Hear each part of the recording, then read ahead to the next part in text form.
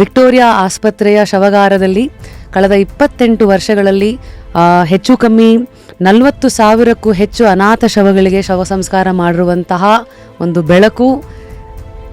ನಿಮ್ಮಂಥ ವ್ಯಕ್ತಿತ್ವನ ನಿಜವಾಗ್ಲೂ ಹೇಗೆ ಯಾವ ಪದಗಳಿಂದಲೂ ನಾವು ಎಷ್ಟೇ ಹೇಳಿದ್ರು ಕಮ್ಮಿನೇ. ಸ್ಮಶಾನ ಅಂದರೆ ಸ್ವಲ್ಪ ಜನ ಹೆದರ್ಕೋತಾರೆ, ಅಲ್ಲೇನೋ ಹೆಣಗಳಿರೋ ಜಾಗ, ಅದೇ ಥರ ಮಾರ್ಚರಿ ಅಂದ್ರೂ ಏನೋ ಒಂದಷ್ಟೆಲ್ಲ ಕೇಳಿದ್ದೀವಿ. ಜನಕ್ಕೆ ಭಯ ಇದ್ದೇ ಇರುತ್ತೆ ಮೇಡಮ್, ಜನಕ್ಕೆ ಭಯ ಇದ್ದೇ ಇರುತ್ತೆ. ನಮ್ಗೆ ಅವೆಲ್ಲ ದೇವಸ್ಥಾನಕ್ಕಿಂತ ಹೆಚ್ಚು ಮೇಡಮ್. ಮತ್ತು ನಾವು ಚಿಕ್ಕವರಾಗಿದ್ದಾಗ ನೋಡಿರೋದು ಎಷ್ಟೋ ಜನ ಸಂಬಂಧಿಕರಿದ್ದೆ ನಮ್ಮ ಕೈಯಲ್ಲಿ ಅಂತ್ಯ ಸಂಸ್ಕಾರ ಮಾಡೋಕ್ಕಾಗಲ್ಲ ಅಂತ ಕೈ ಮುಗಿದು ನಮ್ಮ ತಂದೆಗೆ ಶವ ಸಂಸ್ಕಾರ ಮಾಡೋಕ್ಕೆ ಕೊಟ್ಟು ಹೋಗಿದ್ದಾರೆ ಮೇಡಮ್. ಇದು ಬಹಳ ಕಷ್ಟದ ಕೆಲಸ, ಯಾಕಂದರೆ ಇಡೀ ಪ್ರಪಂಚ ದುಡ್ಡು ಮೇಲೆ ನಿಂತಿದೆ, ದುಡ್ಡುಗೋಸ್ಕರನೇ ಎಲ್ಲರೂ ಓಡ್ತಾರೆ. ಆದ್ರೂ ಕೆಲವುದು ದುಡ್ಡಿಂದ ನೀವು ಕೊಂಡ್ಕೊಳ್ಳೋಕ್ಕಾಗಲ್ಲ. ಇದೇನಿದ್ರು ಮಾನವೀಯತೆ ಇರೋರು ಮಾತ್ರ ಮಾಡೋಕ್ಕಾಗುವಂಥ ಒಂದು ಕೆಲಸ. ದಿನ ಬೆಳಗಾದರೆ ಸಾವು ನೋವು ಹೇಗೆ ಹೇಳಿ.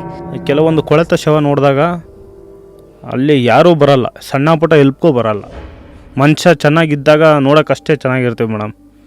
ಬಾಡಿ 2 ದಿವಸ ಕೆಟ್ಟೋಯ್ತು ಅಂದರೆ ಮನುಷ್ಯನಟ್ಟು ಕೆಟ್ಟು ಇದು ದೇಹ ಇನ್ನೊಂದಿಲ್ಲ ಮೇಡಮ್.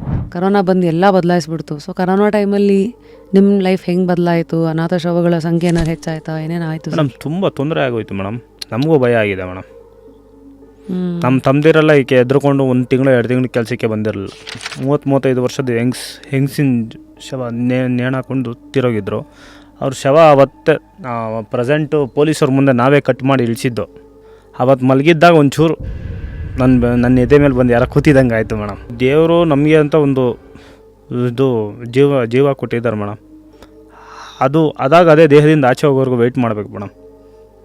ಸೂಸೈಡ್ ಮಾಡ್ಕೋಬಾರ್ದು ಅನ್ನೋದು ಒಂದು ಹೇಳ್ತೀವಿ ಅಷ್ಟೇ ಮೇಡಮ್. ಫುಲ್ ವಿಡಿಯೋನ ನೋಡಿ ಆನ್ ರ್ಯಾಪಿಡ್ ರಾಶ್ಮೀಸ್ ಯೂಟ್ಯೂಬ್ ಚಾನಲ್.